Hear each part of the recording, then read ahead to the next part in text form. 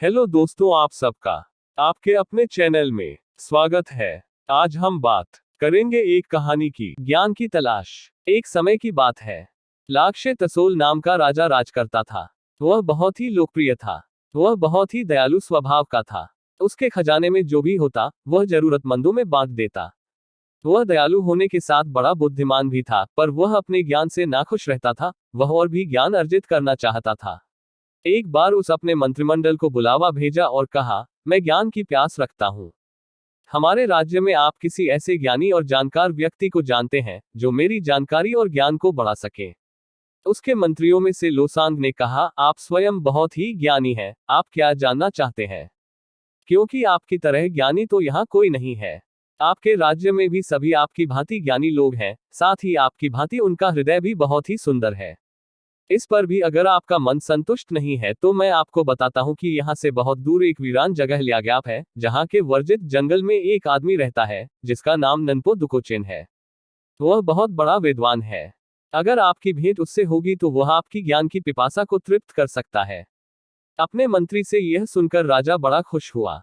उसने अपने को सामान्य वेशभूषा में तैयार किया, उस गुरु के लिए सोने का छोटा सा टुकड़ा लिया और जंगल की तरफ बढ़ चला।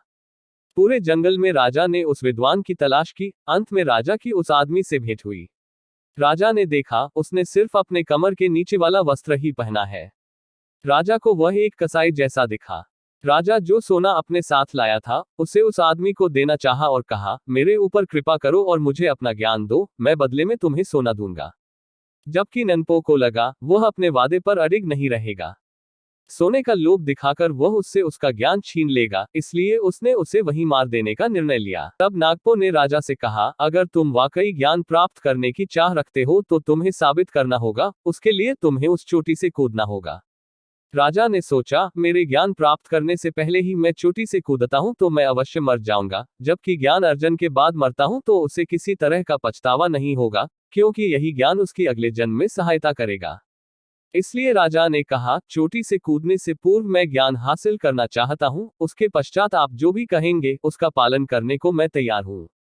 राजा के शब्दों को सुनकर ननपो ने फैसला लिया कि उसे अनुभव और ज्ञान से संवर्धित मंजूश्री प्रदान करे ताकि वह सबके प्रति न्यायसंगत रह सके। उनसे ज्ञान प्राप्त करने के पश्चात सोने का टुकड़ा ननपो को सौंपकर वायदे के मुताबिक वह चोटी से कूद गया, पर अपने ज्ञान के प्रभाव से वह सही सलामत जमीन पर उतर गया।